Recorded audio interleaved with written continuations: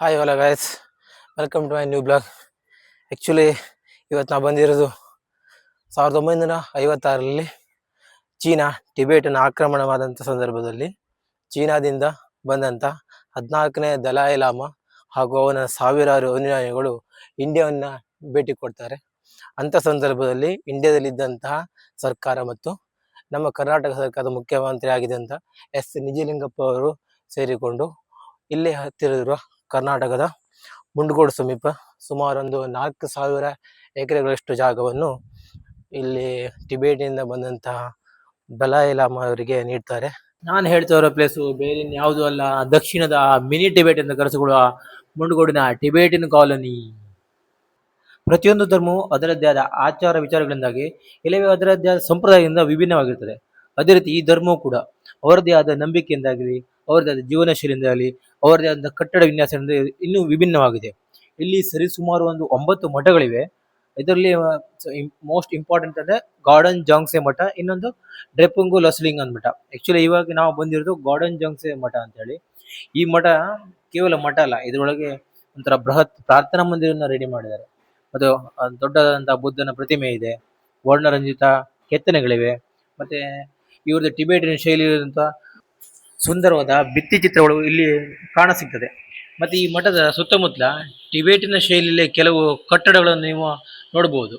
ಇಲ್ಲಿ ಸರಿಸುಮಾರು ಒಂದು 11 ಕಾಲೋನಿ ಮಾಡ್ಕೊಂಡ್ರೆ.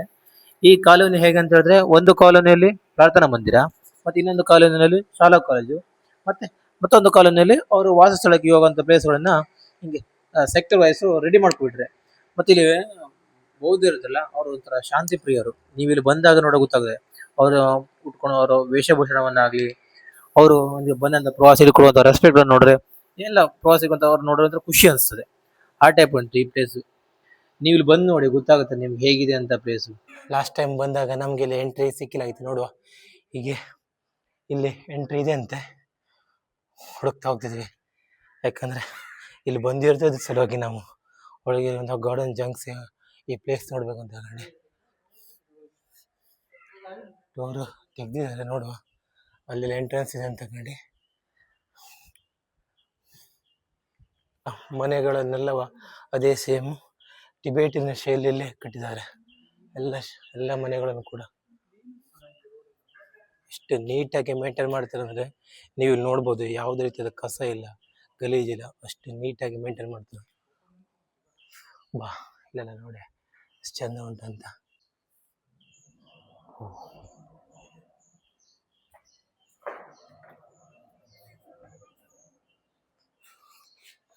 ನೋಡಿ, ಇಲ್ಲಿ ಸೈಡಿನ ಎಂಟ್ರೆನ್ಸ್ ಕೊಟ್ಟಿದ್ದಾರೆ, ಅಂದರೆ ಡೀಪ್ ಸೈಲೆನ್ಸ್. ಬನ್ನಿ ಎಂಟ್ರಿ ಆಗುವ. ಅಲ್ಟಿಮೇಟ್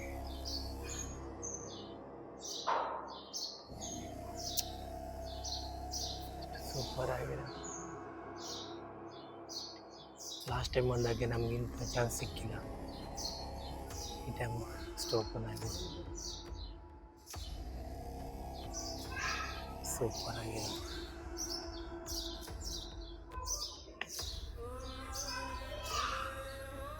ಲಾಮಾ ಸೋಂಗೋರ ಪ್ರತಿಮೆ.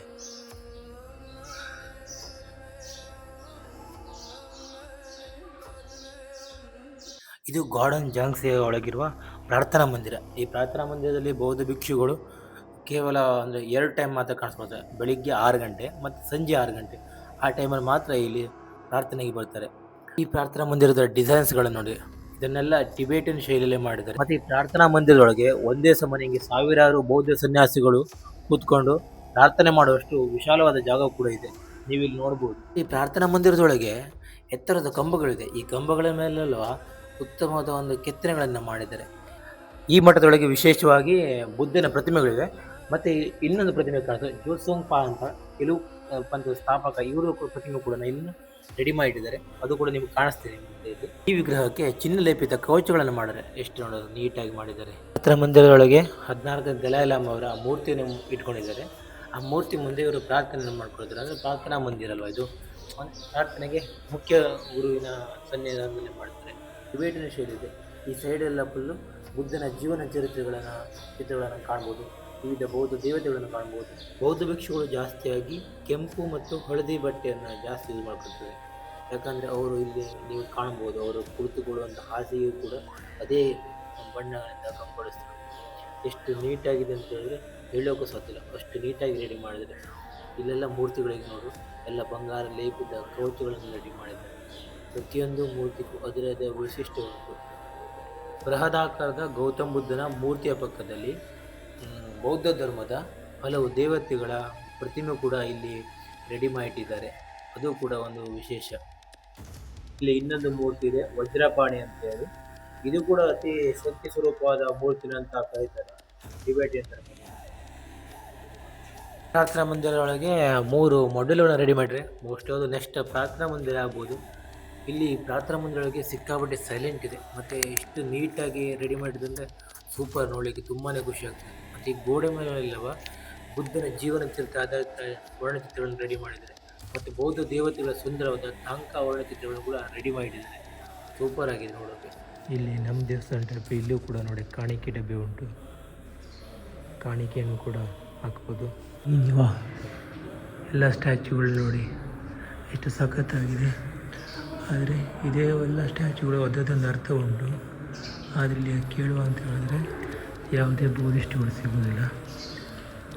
ಇದ್ದಾರೆ, ಆದರೆ ಅವರಿಗೆ ನಾವು ಹಿಂದಿಯಲ್ಲೇ ಕೇಳಬೇಕು, ನಮಗೆ ಹಿಂದಿ ಬರೋದಿಲ್ಲ, ನಮ್ಗೆ ಅವ್ರ ಭಾಷೆ ಅರ್ಥ ಆಗೋದಿಲ್ಲ. ಅದು ಕೂಡ ಅದೇನೋ ಮಾಡ್ತಿದ್ದಾರೆ, ಕೆಲವರು ಹೇಳಿದ್ರು ನಾವು ಸಮರ್ಪಣೆ ಮಾಡೋದಂತ ಹೇಳಿ. ಇಲ್ಲಿ ಬಂದಂಥ ಟಿಬೇಟಿಯನ್ ಮಹಿಳೆಯರು ಕೂಡ ಅದೇ ರೀತಿ ಶಾಲನ್ನು ಅವರ ಧರ್ಮಗುರುಗಳಾದಂಥ 14ನೇ ದಲೈ ಲಾಮಾ ಹತ್ರ ಇಟ್ಕೊಂಡು ಸಮರ್ಪಣೆ ಮಾಡಿಕೊಳ್ತಿದ್ದಾರೆ. ಅವರಿಗೂ ಅವ್ರದ್ದೇ ಆದಂಥ ಒಂದು ವಿಧಿವಿಧಾನಗಳಿರ್ತದೆ, ಅದನ್ನು ಅನುಸರಿಸಿಕೊಂಡು ಹೋಗ್ತಾ ಇರ್ತಾರೆ. ಮತ್ತು ಇಲ್ಲಿ ಬಂದಂಥ ಪ್ರವಾಸಿಗರು ಕೂಡ ಅವರಿಗೆ ಯಾವುದೇ ರೀತಿಯ ತೊಂದರೆ ಕೊಡೋದು, ಅವರು ಏನು ಅವರ ಕಾರ್ಯಗಳನ್ನು ಮಾಡ್ಕೊಳ್ತಾರೋ ಅದನ್ನು ನೋಡ್ಕೊಂಡು ಖುಷಿ ಪಡ್ತಾ ಇರ್ತಾರೆ. ಪ್ರತಿ 2 ವರ್ಷಕ್ಕೊಮ್ಮೆ ಅಥವಾ 1 ವರ್ಷಕ್ಕೊಮ್ಮೆ ಟಿಬೇಟಿನ ಗುರುಗಳಾದಂಥ 14ನೇ ದಲೈ ಲಾಮಾ ಅವರು ಇಲ್ಲಿ ಭೇಟಿ ನೀಡ್ತಾರೆ. ಅಂಥ ಸಂದರ್ಭದಲ್ಲಿ ಈ ಪ್ಲೇಸು ತೊಂದರೆ ಹಬ್ಬದ ವಾತಾವರಣ ರೆಡಿಯಾಗಿರ್ತದೆ. ಇದೇ ತರಹದ ಇನ್ನೊಂದು ಟಿಬೇಟ್ ಕಾಲೋನಿ ಇದೆ, ಅದು ಕೊಡಗು ಜಿಲ್ಲೆಯ ಬೈಲುಕೊಪ್ಪ ಹತ್ತಿರ. ಅದು ಕೂಡ ಇದ್ರ ತರ ತುಂಬ ದೊಡ್ಡದಾಗಿ ರೆಡಿಯಾಗಿದೆ. ದಟ್ಟ ಅರಣ್ಯವಾದಂಥ ಈ ಪ್ರದೇಶವನ್ನು ಒಂದು ಸುಸಜ್ಜಿತ ಜನವಸತಿ ಯೋಗ್ಯವಾಗುವಂತೆ ಸ್ಥಳವಾಗಿ ನಿರ್ಮಿಸುವಲ್ಲಿ ಟಿಬೇಟಿಯನ್ನರು ಯಶಸ್ವಿಯಾಗಿದ್ದಾರೆ ಅಂತ ಈ ಪ್ಲೇಸ್ ನೋಡಿದ್ರೆ ಗೊತ್ತಾಗುತ್ತದೆ. ಅಷ್ಟು ಸಖತ್ತಾಗಿ ಸೂಪರ್ ಆಗಿ ರೆಡಿ ಮಾಡಿದ್ದಾರೆ. ಪ್ರತಿಯೊಂದು ಪ್ಲೇಸಲ್ಲೂ ಕೂಡ ಅವರದೇ ಆದ ವಾಸ್ತುಶಿಲ್ಪ ಶೈಲಿಯಲ್ಲಿ ಪ್ರತಿಯೊಂದು ಕಟ್ಟಡವನ್ನು ನಿರ್ಮಾಣ ಮಾಡಿದ್ದಾರೆ. ಈ ಪ್ಲೇಸಲ್ಲಿ ಟಿಬೇಟಿಯನರು ಅವರ ಹೊಸ ವರ್ಷದ ಆಚರಣೆಯನ್ನು ತುಂಬ ಸ್ಪೆಷಲಾಗಿ ಆಚರಿಸ್ತಾರೆ. ಈ ಹೊಸ ವರ್ಷದ ಆಚರಣೆ ಹೇಗಂತ ಅವರು ಸಾಂಪ್ರದಾಯಿಕ ಡ್ಯಾನ್ಸ್ ಮುಖಾಂತರ ವೆಲ್ಕಮ್ ಮಾಡ್ಕೊಳ್ತಾರೆ. 1959ರಲ್ಲಿ ಟಿಬೇಟಿನ ಬಂದಂತಹ ನಿರಾಶ್ರಿತರು ಅವರದೇ ಆದಂಥ ಸಂಸ್ಕೃತಿ, ಕಲೆ, ಭಾಷೆ, ಸಂಪ್ರದಾಯವನ್ನು ಭಾರತದಲ್ಲಿ ಇಂದಿಗೂ ಕೂಡ ಜೀವಂತವಾಗಿ ಉಳಿಸಿಕೊಳ್ಳುವಂಥ ಒಂದು ಪ್ರಮುಖ ಪಾತ್ರ ವಹಿಸಿದ್ದಾರೆ ಅಂತ ಅನಿಸ್ತದೆ ಟಿಬೇಟಿನಲ್ಲಿ. ಈ ಪ್ರಾರ್ಥನಾ ಮಂದಿರಕ್ಕೆ ಎಷ್ಟು ದೊಡ್ಡ ಬಾಗಿಲು ಉಂಟಲ್ಲ, ಅಷ್ಟೇ ದೊಡ್ಡದಾದಂಥ ಒಂದು ಹ್ಯಾಂಡಲ್ ಕೂಡ ಇದೆ. ನೋಡಿ ಹ್ಯಾಂಡಲ್ ನೋಡಿ ಯಾವ ರೀತಿ ಇದೆ ಅಂತ, ನೀವು ಊಹೆ ಮಾಡೋಕ್ಕಾಗೋದಿಲ್ಲ, ಅಷ್ಟು ದೊಡ್ಡ ಹ್ಯಾಂಡಲ್. ಮತ್ತು ಇನ್ನೊಂದು ಟೆಂಪಲ್ ಇದೆ, ಲೋಸ್ರಿಂಗ್ ಹೇಳಿ. ಆದರೆ ಆ ಟೆಂಪಲ್ ಎಲ್ಲಿದೆ ಅಂತ ಕರೆಕ್ಟಾಗಿ ಗೊತ್ತಾಗ್ತಿಲ್ಲ. ಹನುಮಂತ ಸರ್ಚ್ ಮಾಡಿದೆ, ಎಲ್ಲಿ ಕಾಣಿಸ್ತಿಲ್ಲ, ಯಾವ ಕಡೆ ಅಂತ ಗೊತ್ತಿಲ್ಲ, ನೋಡಬೇಕು. ಆದರೆ ಅಲ್ಲಿ ಎಂಟ್ರಿ ಇದೆ ಅಂತ ಕರೆಕ್ಟಾಗಿ ಗೊತ್ತಿಲ್ಲ, ನೋಡೋಣ. ಮತ್ತು ಈ ಕಡೆ ಲೋಸ್ರಿಂಗ ಟೆಂಪಲ್ ಹುಡುಕ್ಬೇಕು. ಯಾರಾದರೂ ಟಿಬೇಟಿಯನ್ ಕಾಲೋನಿಗೆ ವಿಸಿಟ್ ಮಾಡ್ತೀರಾ ಅಂತ ಒಂದು ಪ್ಲ್ಯಾನ್ ಇದ್ದರೆ ನೀವು ಅಂದರೆ ಅಕ್ಟೋಬರಿಂದ ಮಾರ್ಚ್ ಒಳಗೆ ಇಂಥ ಟೈಮಲ್ಲಿ ನೀವು ಈ ಕಡೆ ಬಂದರೆ ಬೆಟರು. ಯಾಕಂದರೆ ಆ ಟೈಮ್ಗೆ ಇಲ್ಲಿ ವೆದರ್ ಒಂದು ಸ್ವಲ್ಪ ಕೂಲ್ ಇರ್ತದೆ. ಯಾಕಂದರೆ ಬೆಟರ್ ಅನಿಸ್ತದೆ ನಿಮಗೆ, ಇಲ್ಲಿ ಎಲ್ಲ ಪ್ಲೇಸನ್ನು ಕೂಡ ವಿಸಿಟ್ ಮಾಡ್ಕೊಂಡು ಹೋಗ್ಬೋದು. ಇಲ್ಲಾಂದರೆ ಬೇರೆ ಟೈಮ್ಗೆ ತುಂಬಾ ಹೀಟು. ನಾವಿಲ್ಲಿ ಬಂದಿರೋದು ಇವಾಗ ಅದೇ ಟೈಮ್ಗೆ, ಸಿಕ್ಕಾಪಟ್ಟೆ ಹೀಟ್ ಇದೆ. ಟಿಬೇಟಿನ ಅವ್ರದ್ದೇ ಆದಂಥ ಒಂದು ಶೈಲಿಯಲ್ಲಿ ಒಂದು ಸ್ತೂಪವನ್ನು ರೆಡಿ ಮಾಡಿದ್ದಾರೆ. ಅದು ಈ ಪ್ರಾರ್ಥನಾ ಮಂದಿರದ ಅಕ್ಕಪಕ್ಕ ಇದೆ, ನೀವು ಇಲ್ಲಿ ನೋಡ್ಬೋದು ಸಖತ್ತಾಗಿ. ಮತ್ತು ಇಲ್ಲಿ ನೋಡಿ ಒಂಥರ ಬ್ರಿಡ್ಜ್ ಮಾಡಿದ್ದಾರೆ, ಅದು ಡಿಫ್ರೆಂಟ್ ಆಗಿದೆ. ನಮ್ಮ ಕಡೆಯಲ್ಲಿ ಇದನ್ನು ಮಾಡಲಿಲ್ಲ. ಈ ಗಾರ್ಡನ್ ಎಲ್ಲ ನೋಡಲಿಕ್ಕೆ ಖುಷಿ ಆಗ್ತದೆ, ಯಾಕಂದ್ರೆ ಅಷ್ಟು ನೀಟಾಗಿ ಮೇಂಟೈನ್ ಮಾಡಿದ್ರೆ ಇವರು ಇದನ್ನೆಲ್ಲ. ಪ್ರಾರ್ಥನಾ ಮಂದಿರದ ಅಕ್ಕಪಕ್ಕದಲ್ಲಿ 2 ಸ್ತಂಭಗಳ ರೆಡಿ ಮಾಡಿದೆ. ಆ ಸ್ತಂಭಗಳು ಒಂಥರ ಹೀಗೆ ಗುರು ಹಿರಿಯರ ಸಂಕೇತವಾಗಿ ರೆಡಿ ಮಾಡಿದ. ಟಿಬೇಟ್ ಕಾಲೋನಿನ ಈ ಪ್ರಾರ್ಥನಾ ಮಂದಿರದ ಮುಂದೆ ಟಿಬೇಟಿಯನ್ನರ ಬಾವುಟ ಹಾರಾಡ್ತಿರ್ತದೆ. ಆ ಬಾವುಟದ ಮಿಡ್ಲಲ್ಲಿ ನಮ್ಮ ಮಹಾತ್ಮ ಗಾಂಧಿಯವರ ಪ್ರತಿಮೆ ಕೂಡ ರೆಡಿ ಮಾಡಿದ್ದಾರೆ. ಹಲೋ ಸರ್, ಲೋಸ್ರಿಂಗ್ ಟೆಂಪಲ್ ಯಾವ ಕಡೆ? ಲೋಸ್ರಿಂಗ್ ಟೆಂಪಲ್ ಉದರ್ से जाने का. हाँ ಅದು यहाँ से जाएगा ना, मेन रास्ता पहुंचा, उधर से जाएगा तो 6 किलोमीटर। 6 ಕ್ಯಾಮ್. Thank you. ಮ್ಯಾಪಲ್ಲಿ ನಮಗೆ ಕಾಣಿಸ್ತಿಲ್ಲ ಇವಾಗ. ಅವ್ರು ಹೇಳಿದ್ರು ಇಲ್ಲೇ 6 ಕ್ಯಾಂಪಲ್ಲಿ ಇದೆ ಲೋಸರಿಂಗ್ ಟೆಂಪಲ್ ಅಂತ, ಅಲ್ಲಿ ಹೋಗುವ. ಜಾಸ್ತಿಯಾಗಿ ಬೌದ್ಧಿಸ್ಟ್ಗಳು ಮೊಮೋಸ್ ಮತ್ತು ಕುಚ್ಚ ಅಂತಕೊಂಡೆ ಎರಡು ಫುಡ್ ಜಾಸ್ತಿ ಇಷ್ಟ ಮಾಡ್ತಾರೆ. ಇದು ನೋಡಿ ರೆಡಿ ಮಾಡಿದ್ದಾರೆ ಅವರು. ಇಲ್ಲಿ ಹೋಟೆಲ್ ಇದೆ, ಅಂದರೆ ಹೋಟೆಲ್ ಹೋಗ್ತಾ ಹೋಗುವ ಬನ್ನಿ. ಹನುಮಂತ, ಆ ಕಡೆ ಹೋಟೆಲ್ ಇತ್ತಲ್ಲ, ಹಾಂ ಇಲ್ಲಿ ನೋಡಿ ರೆಡಿ ಮಾಡಿ ನೋಡು. ಹಾಂ ಇಲ್ಲ ಇಲ್ಲ, ಇಲ್ಲಿ ಅವ್ರಿಗೆ ಮಾತ್ರ ನೋಡ, ಕೇಳಿ ನೋಡ ದೋಸ್ತ, ಅಲ್ಲಿ ಹೋಗುವ ಏನೋ ತಿನ್ಕೋರು. ಹ್ಞೂ ಈ ಟಿಬೇಟಿಯನರು ಜಾಸ್ತಿ ತಿನ್ನುವಂಥ ಕುಚ್ಚ ಅಂತ ತಿಂಡಿ ರೆಡಿ ಮಾಡ್ತಾರೆ, ಅದನ್ನೇ ಜಾಸ್ತಿ ಅವರು ತಿನ್ನೋದು. ಇಲ್ಲೇ ಅವರು ರೆಡಿ ಮಾಡೋದು ನೋಡಿ. ಅವ್ರದ್ದು ಅವರು ಇಲ್ಲಿ ಹೀಗೆ ಊಟ ಮಾಡ್ತಿದ್ದಾರೆ.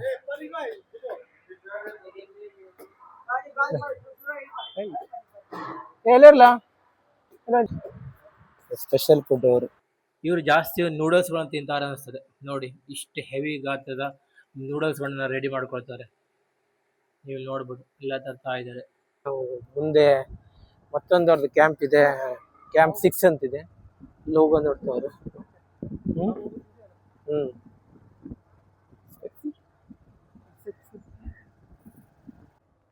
Garden ಸಾರಕ್ಸೆ Thomas ನೋರ್ಲಿಂಗ್. ನೋರ್ಲಿಂಗ್ ಇದು ಇಲ್ಲೇ ಉಂಟಲ್ಲ, ನೋರ್ಲಿಂಗ್ ವಿಹಾರ. ಮೋಸ್ಟ್ಲಿ ನೋರ್ಲಿಂಗ್ ಇದೆ ಇರ್ಬೇಕು ಅನ್ಸುತ್ತೆ. ನೋರ್ಲಿಂಗ್ ಹೌದು. ಹಾಂ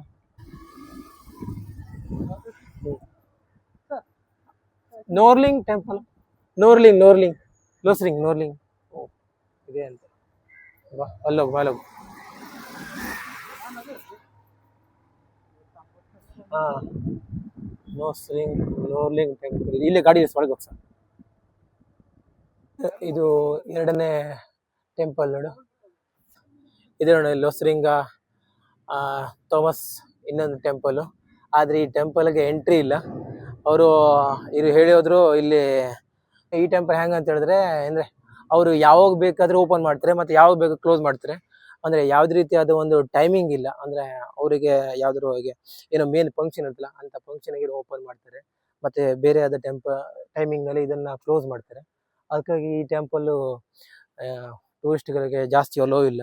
ಟಿಬೇಟ್ ಕಾಲೋನಿಯಲ್ಲಿ ನೋಡುವಂಥದ್ದು ಮೇನ್ ಅಂತ ಹೇಳಿದ್ರೆ ಇವ್ರದ್ದು ಟೆಂಪಲ್ ಮಾತ್ರ. ಅಂದರೆ 2 ಟೆಂಪಲ್ಗಳು ಅಷ್ಟು ಫೇಮಸ್ ಇದೆ, ಮತ್ತು ಬಾಕಿ ಟೆಂಪಲ್ ಅಷ್ಟೇನು ಫೇಮಸ್ ಇಲ್ಲ ನೋಡುವ. ಅದಿಲ್ಲಿ ಅವ್ರಿಗತ್ರ ಕೇಳು ಅಂತ ಹೇಳಿದ್ರೆ ಅವರು ಜಾಸ್ತಿ ಹಿಂದಿ ಮಾತಾಡ್ತಾರೆ. ನಮ್ಮದು ಕನ್ನಡ ಗೊತ್ತಲ್ಲ, ಕನ್ನಡ ಬಿಟ್ಟರೆ ಬೇರೆ ಭಾಷೆಗಳು ನಮಗೆ ಅಷ್ಟಾಗಿ ಗೊತ್ತಿಲ್ಲ.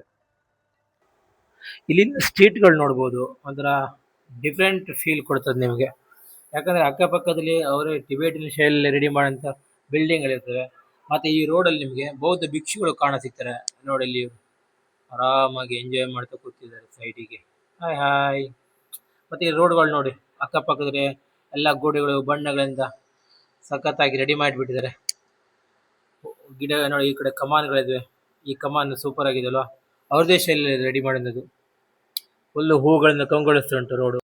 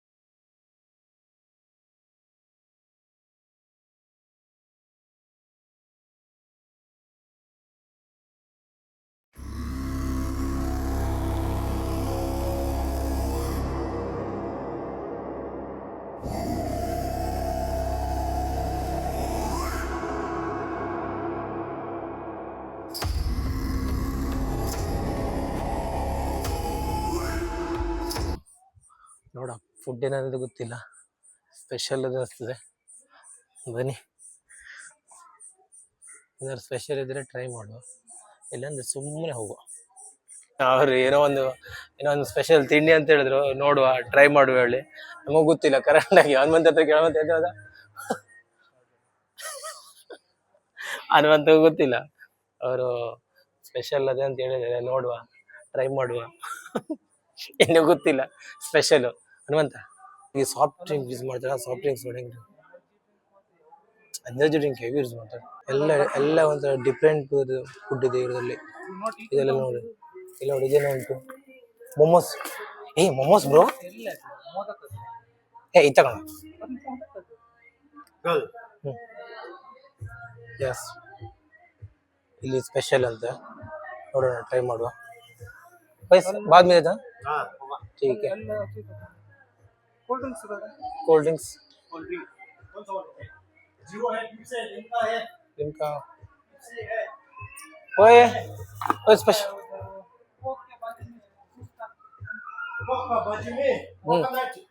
कोकोनट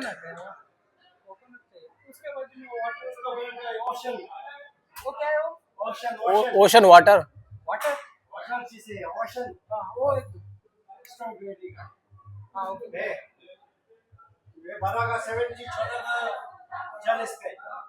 ಏನೋ ಸ್ಪೆಷಲ್ ಫುಡ್ ನೋಡ್ಬೇಕು, ನಮಗಂತೂ ಗೊತ್ತಿಲ್ಲ.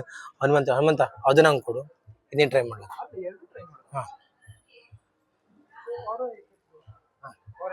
ನೇ ಜನೇಜೆ ಯಾವ್ದು ಬೇಡ, ಅದೇ ಇದು ಮಾಡು, ಟ್ರೈ ಮಾಡು, ಒಂದೊಂದು ಟ್ರೈ ಮಾಡು. ಏನು ಸ್ಪೆಷಲ್ ಇದು ನೋಡುವ, ನಮಗೂ ಕರೆಕ್ಟಾಗಿ ಗೊತ್ತಿಲ್ಲ.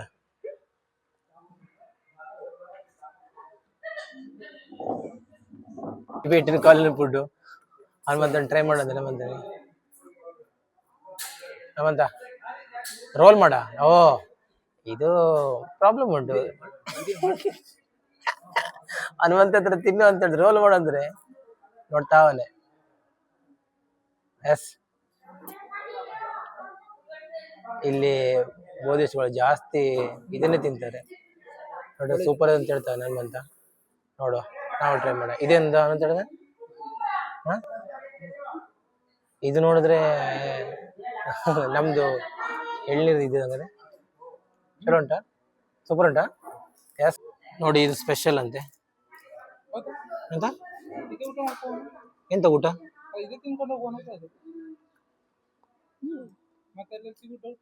ಏನೋ ಒಂದು ಸ್ಪೆಷಲ್ ಇದು, ಆದ್ರೆ ಇದು ಎಂತ ಗೊತ್ತಿಲ್ಲ ದೋಸ್ತ. ಇದೇ ಬೇಡ ಸಾಕು, ಮತ್ತೇನೋ ತಿನ್ಕೊಂಡು ಬೇಡ. ಇದು ಎಂತ ಇದು ಒಂಥರ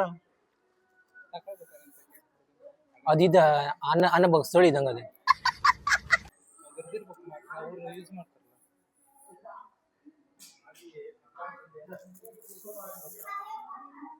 ಎಸ್ ನೋಡಿ, ಇವ್ರಿಗೆ ಸ್ಪೆಷಲ್ ಇಲ್ಲ ಅಂತ ಇವ್ರದ್ದು ಟಿಬೇಟಿಯನ್ ಕಾಲೋನಿ ಸ್ಪೆಷಲ್ ಫುಡ್ ನೋಡ.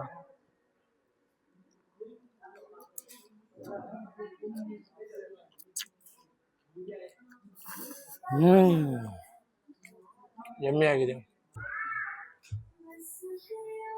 ನಿಮಗೆ ಕನ್ನಡ ಬರ್ತಾ ಇಲ್ಲ? ಸ್ವಲ್ಪ ಸ್ವಲ್ಪ.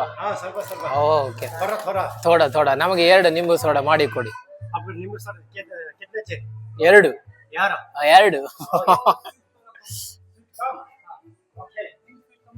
ಇಲ್ಲ, ಸ್ವೀಟ್ ನಾರ್ಮಲ್ ಸ್ವೀಟ್.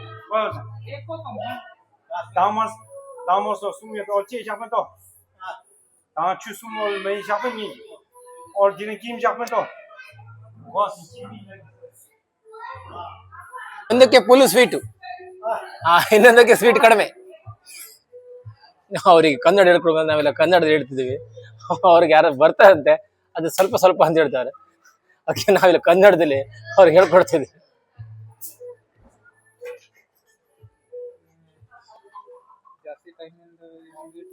ಹಾ ಅಂತ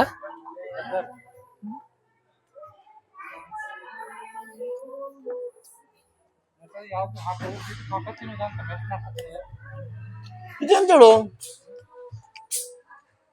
ನಾವು ತಿಂತೀರ ಬೋಂಡ. ಹಾ सर, हाँ कम है हाँ, ज्यादा नहीं है, कम है. बिगिनर है, बिगिनर मेरा यूट्यूब है, सब्सक्राइब करो आप। हाँ ठीक है। इसका स्वीट ज्यादा वाला, ये कम वाला। ठीक है, ಥ್ಯಾಂಕ್ ಯು. ಹನುಮಂತ ಪ್ರಶ್ನೆ ಮೆಸೋಡ ಹೆಂಗದ್ಯಾ? ಬನ್ನಿ ನಾವು ಟ್ರೈ ಮಾಡುವ.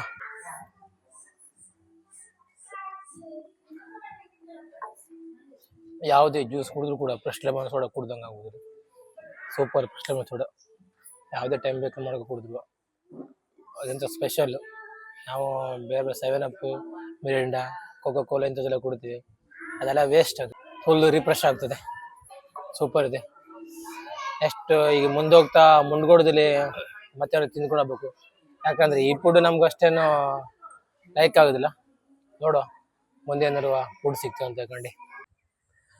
ಹಾಯ್ ಹಲೋ ಫ್ರೆಂಡ್ಸ್, ಫೈನಲಿ ಇಲ್ಲಿಗೆ ಈ ವಿಡಿಯೋನ ಸ್ಟಾಪ್ ಮಾಡ್ತೀನಿ. ಯಾರಿಗೆಲ್ಲ ನನ್ನ ವಿಡಿಯೋ ಇಷ್ಟ ಆಯಿತು ಒಂದು ಲೈಕ್ ಮಾಡಿ, ಶೇರ್ ಮಾಡಿ, ಸಬ್ಸ್ಕ್ರೈಬ್ ಮಾಡಿ. ಮತ್ತೆ ಮುಂದಿನ ವಿಡಿಯೋ ಸಿಗ್ತೀನಿ. ಅಲ್ಲಿ ತನಕ ಟಾಟಾ, ಟೇಕ್ ಕೇರ್, ಬಾಯ್ ಬಾಯ್ ಬಾಯ್ ಬಾಯ್ ಮುಂಡ್ಗೋಡು.